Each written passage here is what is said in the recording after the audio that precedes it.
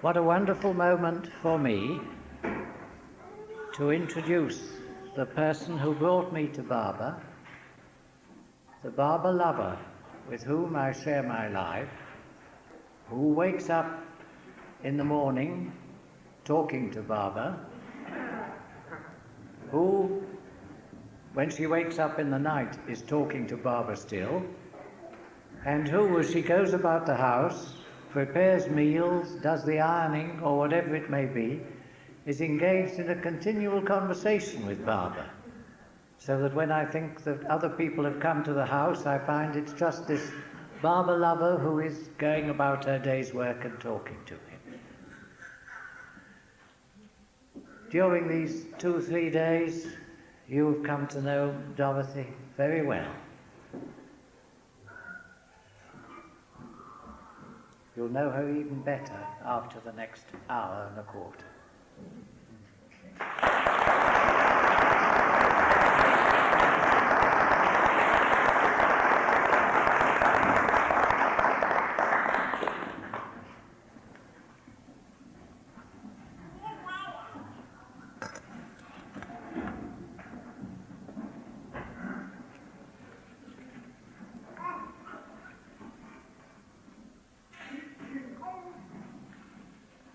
About half an hour ago, I made a mark against these words. They're Baba's words, of course. Do not give undue importance to explanations and discourses. Words fail to give any meaning to reality, because when one supposes that one has understood, one has not understood. One is far from understanding anything so far as reality is concerned. Reality is beyond human understanding, for it is beyond reason. Understanding cannot help, because God is beyond understanding. The moment you try to understand God, you misunderstand him. You miss him when you try to understand him. It made me a bit thoughtful. I've read those words before, often, but just to sort of come across them like that, half an hour before I'm going to talk, I have to put these glasses on. I apologize. The operation on my eye 2 years ago, I can't take very strong light. This has been a most wonderful Sahavas for me. I think for all of us. We must have absorbed so much. We must feel quite full up to there and very full here. And you can tell from the sound of my voice that I'm beginning to get a little tired too.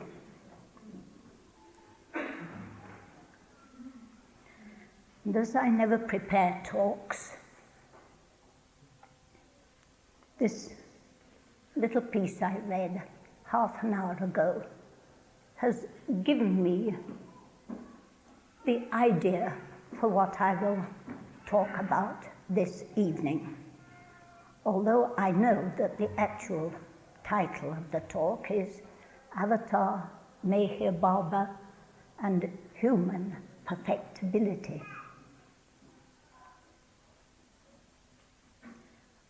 Once when I was in India, a group of us were talking. Rana was there, and the question of God realization came up. And Rana suddenly said, I'm not interested in God realization. I never think about it. I don't know anything at all about it. all I am interested in is serving Baba.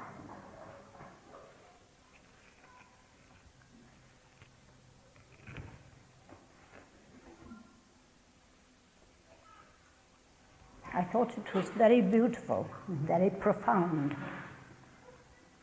because if anyone has a right to think a bit about God realization, surely it is the Mandalay, which have had such heavy disciplining from their beloved master.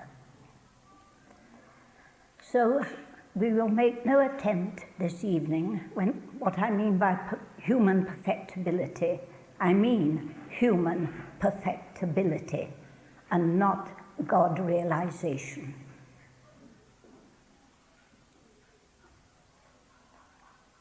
I assume that in some far, far distant period, I may approach somewhere near it.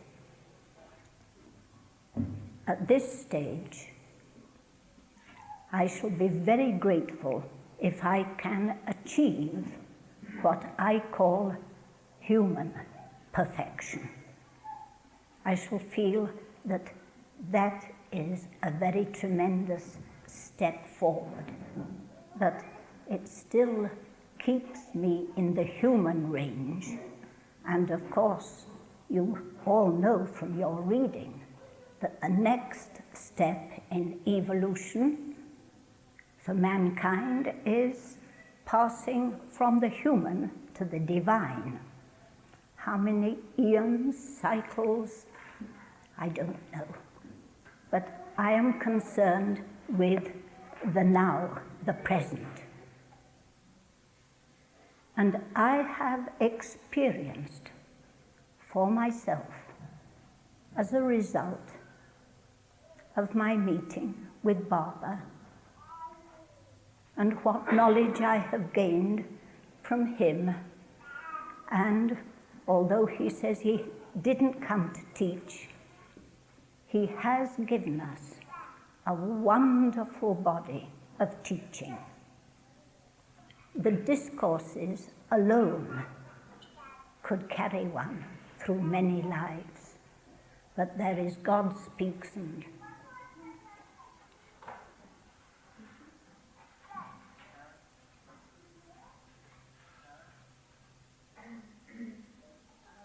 so, the perfection I want to talk about this evening is something that every one of us could, if we took the idea seriously that this is a possibility for us, and we wish for it, of course, it can be attained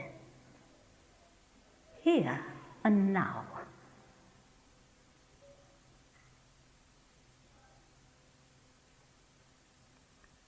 And I think that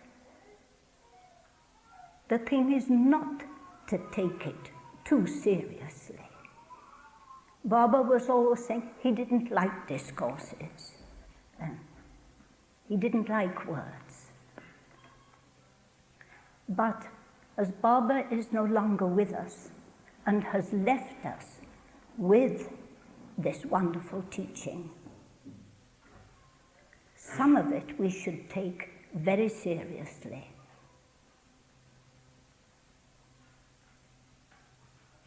And this is a criticism I am going to make of Baba lovers as a whole. There is no lack of love, there is no lack of service, and all wonderful people to be with. But I find it very rare to find a Baba lover who reads the discourses, a small portion of it every day, or takes a discourse very seriously. The discourse on the sanctification of married life you have in the title alone, Barber is telling you something. He doesn't say the state of marriage. He says the sanctification. Now, it is a word, but it's an important one. The title already tells you marriage is sacred. If marriage is sacred, and Barber has given a discourse on the sanctification of married life, surely we should read it, and read it, and read it, and read it, and read it. Barber said that everything had to be read 7 times before we could even begin to understand. But a lot of you seem to think there are the discourses. You may even have classes on the discourses. But do you take them seriously? Do you really understand why Barber says to you, don't worry, be happy? Is he being facetious in view of the many tragedies around us? How can one be happy when there is so much chaos in the world? But Barber is saying, don't worry, be happy.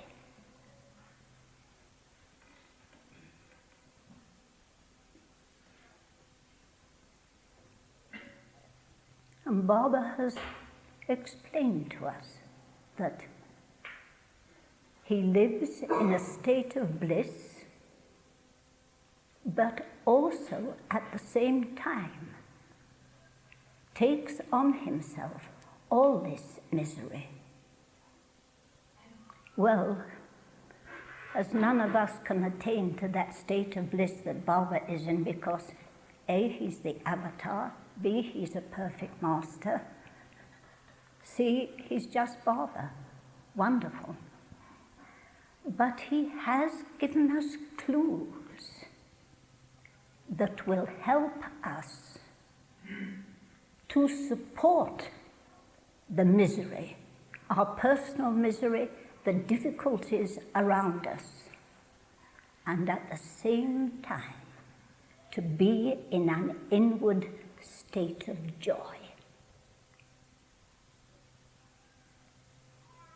And that inward state of joy can make us, now listen carefully to the words, they're not mine, they're Barber's.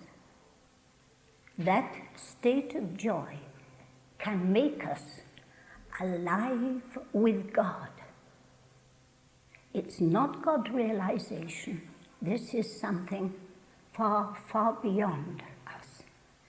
But that inner state of joy, that inner state of confidence,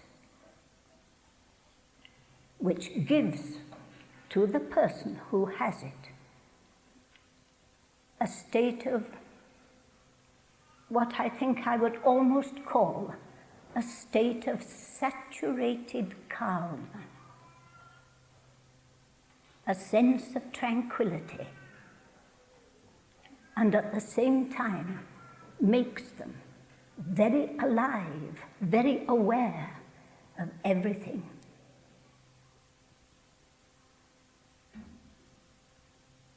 I will tell you a little story.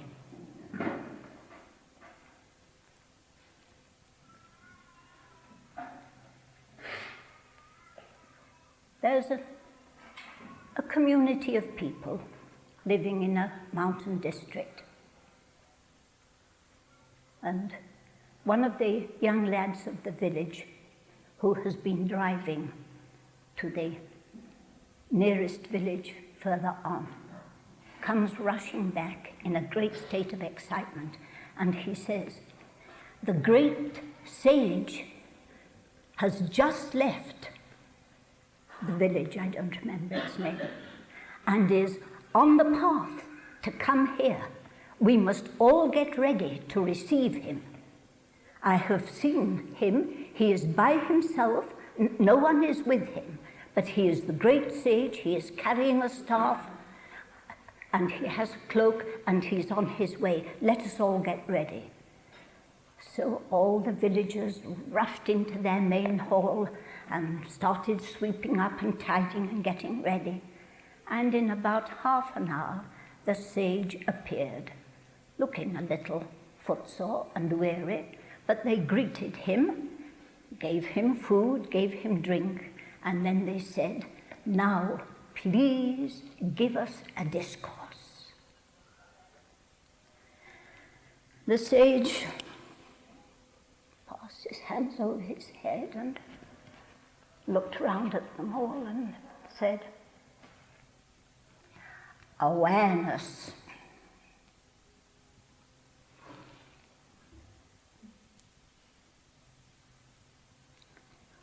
What's the matter with him? What? A little voice says, "Please continue."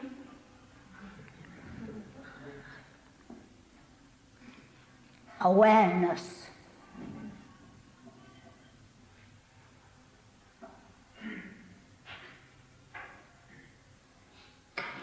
"Please give us a discourse," came a voice from.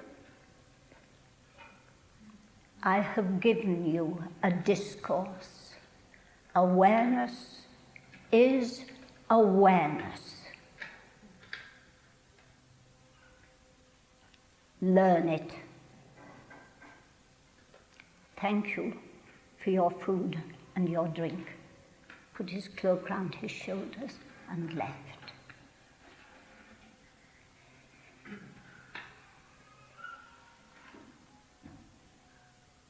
Now, awareness is only a word, isn't it? But it's a very important word. Aware. Aware of oneself, aware of each other. And how many of us are sufficiently open to be aware of oneself, not one's persona, not all the acts that one puts on inevitably to meet the daily grind. How many are really aware of ourselves? What do we do when we come up against any failure in ourselves?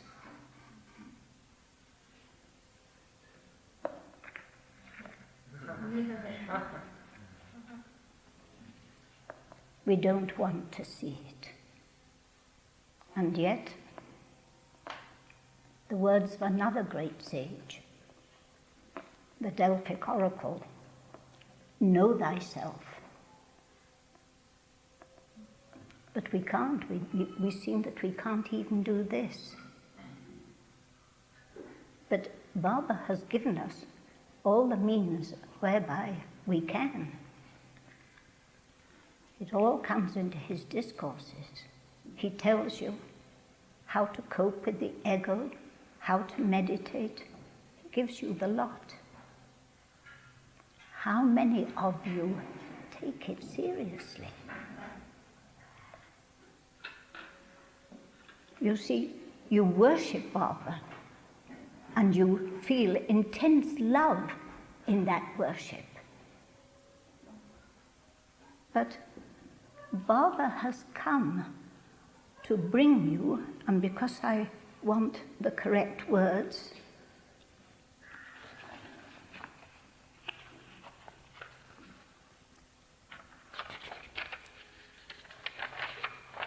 all this glass is business.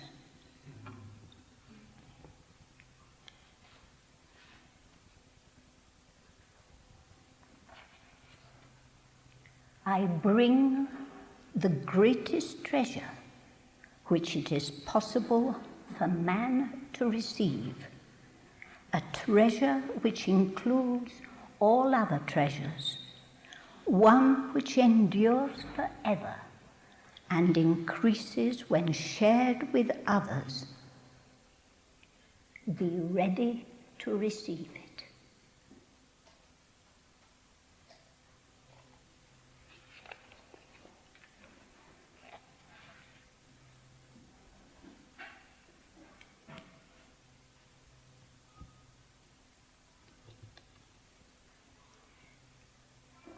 If I have any value as a human being, if I have any meaning, if to you I seem to have many advantages, it is because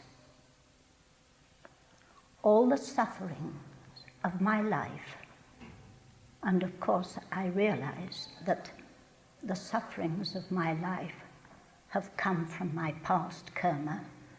I know nothing of past lives. I'm not interested in past lives. I know that I have enough to do coping with this one. So I don't know anything of past lives. But if I have any value for myself and my fellow creatures, it is because I made my mind up when I met Baba and I read those words. I said as I finished, Baba, I am ready to receive the treasure. Make me worthy.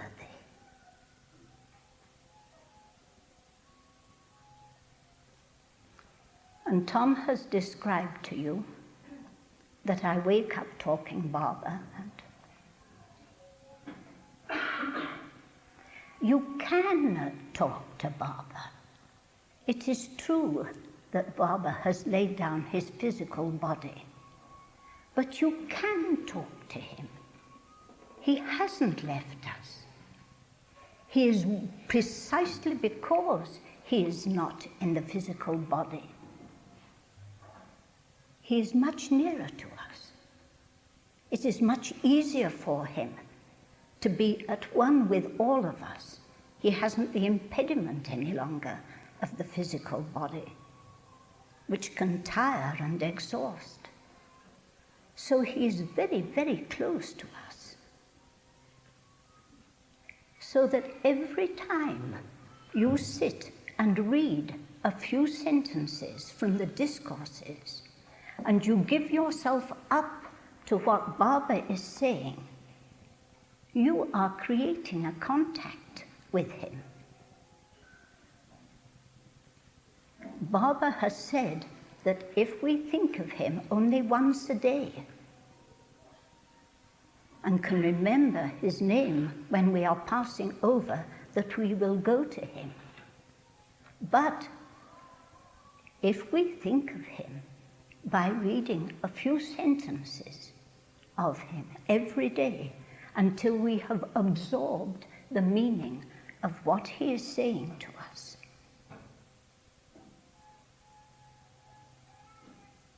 we are with him and will naturally go to him when we pass over. But the aim is to have him here with us now. Baba is always telling us the God within. He comes to give us a blueprint, but he is always saying, you and I are not we, but one. He is trying to tell us all the time, I live in your hearts. Waken me up, waken me up. And you do this by giving him a little daily attention.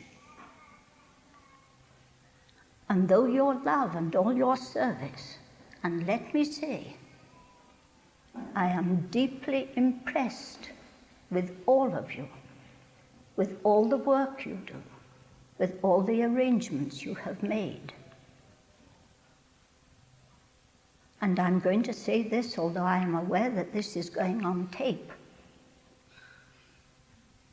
I am ashamed of the laziness of our British group when I see the efforts that you all make.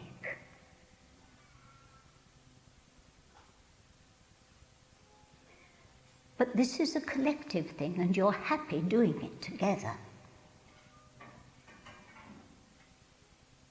But when you say good night to each other or goodbye to each other, and you go to your own homes, and when you get into your own bed at night, you are alone with yourself. How many of you are truly happy? How many of you really experience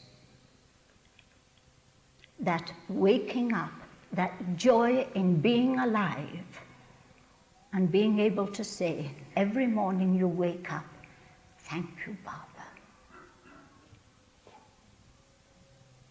Do you do it?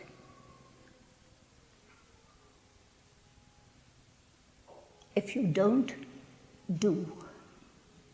You can make the contact. He is waiting. He's waiting for you to make him your constant companion. So when Tom says, I'm ironing a shirt, I've got such a habit of talking with Barbara. I say, a bit tired today, Barbara. That shirt's not as good as it should be, but it's going to have to do. This is what Tom hears, you see. Come on, have it. And I'm very keen on cooking. And when I'm cooking, when being a cook, one has failures as well as successes. And when it's a failure, I say, Barbara, haven't done my very best today. This is not much use. However, I'm not going to throw it away. There's too much starvation in the world. We're going to eat it.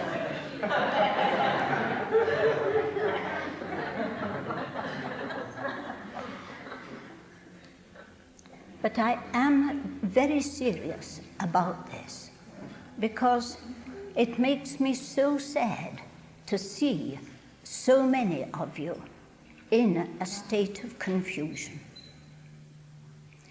Do you really believe that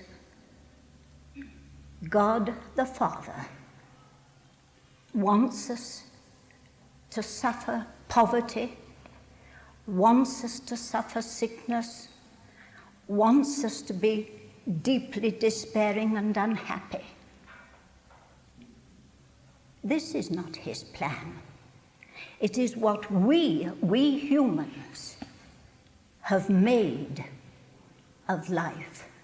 We have created the chaos that exists around us.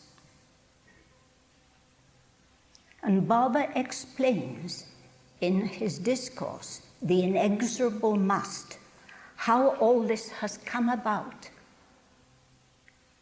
and why he has to appear from time to time to release us from the chaos we have made, because our eyes are continually turned outwards and we do not give enough attention to turning them inwards. Turning them inwards, of course, means first of all understanding yourself. And we don't like knowing ourselves. We put up tremendous resistances to anything we don't like in ourselves. I know I'm repeating myself, but I'm doing it deliberately.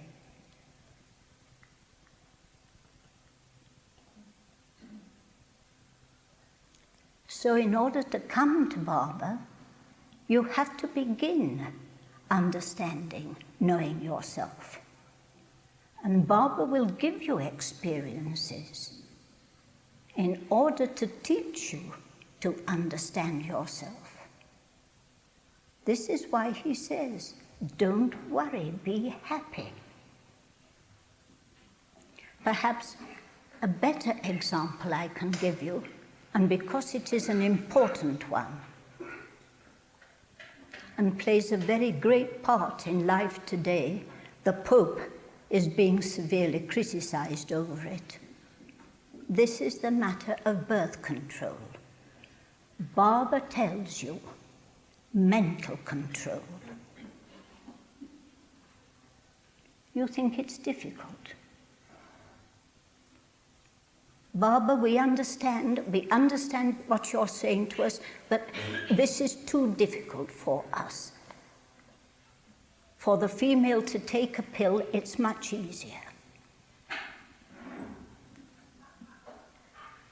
But what you don't understand is that if you practice mental control,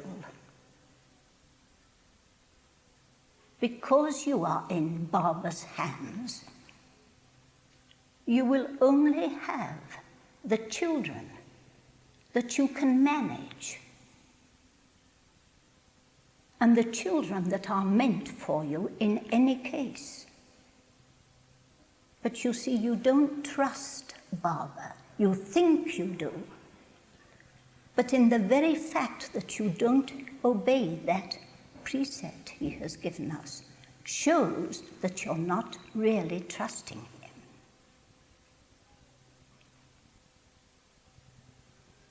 Now, I know I'm talking very seriously, and I've already watched several people walk out.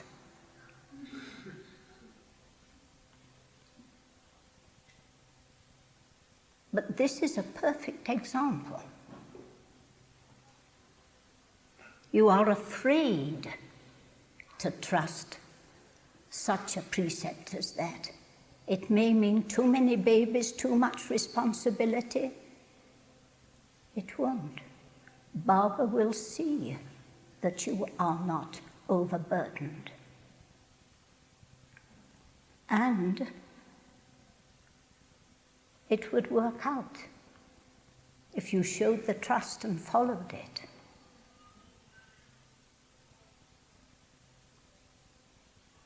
This is a very extreme example. And it is the same with finances, with money. You don't ask Barbara to make you rich. This would be an insult. But Barbara knows we're in a physical body, that the body has to be fed, it has to be clothed, it has to be housed.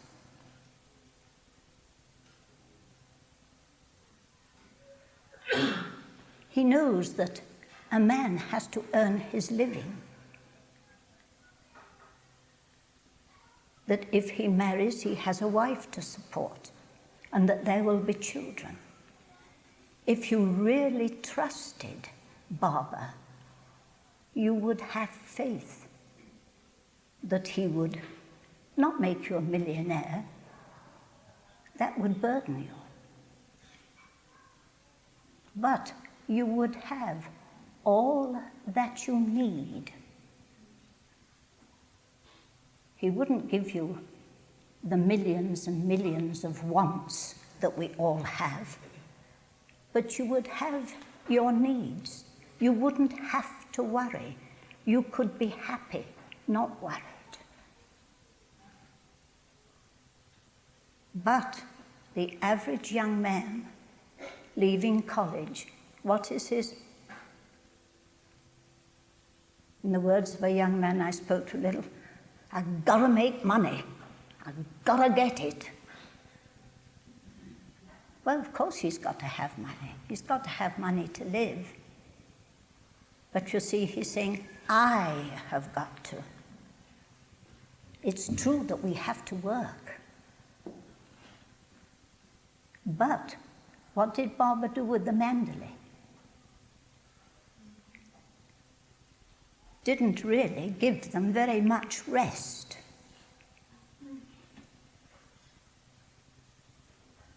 But when you come to understand the joy of labor,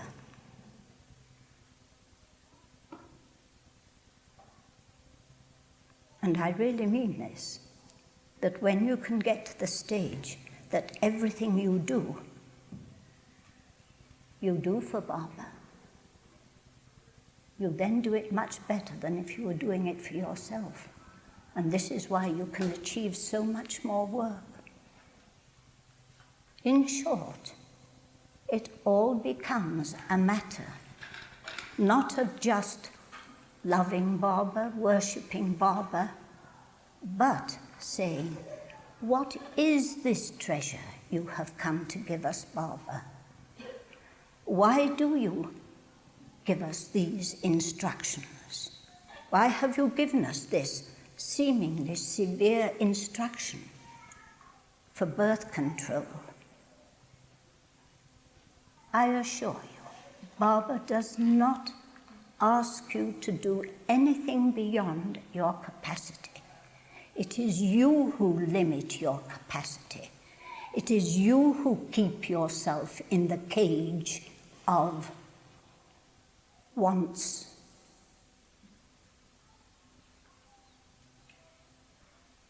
A young woman said to me recently, since we have come to America, I've got to be tough. I said, yes, life is a very tough thing, and we have to be tough. But can I remind you of Barbara's words, that love requires two things, and one has to be strong to carry them. Love has to be as tough as steel and as soft as butter. And if you are as tough as steel, when you should be as soft as butter, and as soft as butter when you... Only God can help you. But how many stop to think of, am I being too tough or am I being too soft? You see, we're so busy enjoying, hating illusion. We don't stop to think of these, all these wonderful words that Barbara has given us. We exchange them, we praise them, we say his... Do we take them seriously?